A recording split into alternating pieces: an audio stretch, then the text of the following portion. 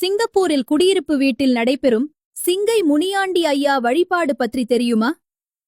தமிழகத்தின் அலங்காநல்லூரில் அருள் புரியும் முனியாண்டி ஐயாவின் அருள் சிங்கப்பூரில் வசிக்கும் பக்தர்களுக்கும் கிடைக்க வேண்டும் என்ற நோக்கில் 2005ஆம் ஆண்டு ஒரு சிறிய புகைப்படத்துடன் சிங்கை முனியாண்டி ஐயா வழிபாடு தொடங்கப்பட்டது.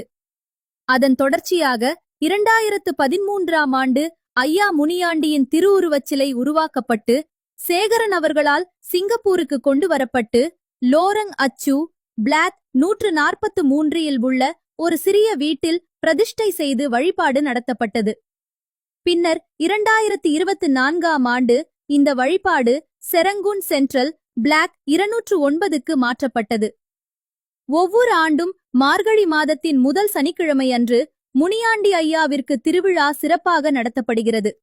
மேலும் பங்குனி உத்திரம் நாளில் முனியாண்டி ஐயா பல்லக்கில் எழுந்தருளி சிங்கப்பூர் வீதிகளில் பவனி வந்து பக்தர்களுக்கு அருள் புரிகிறார்.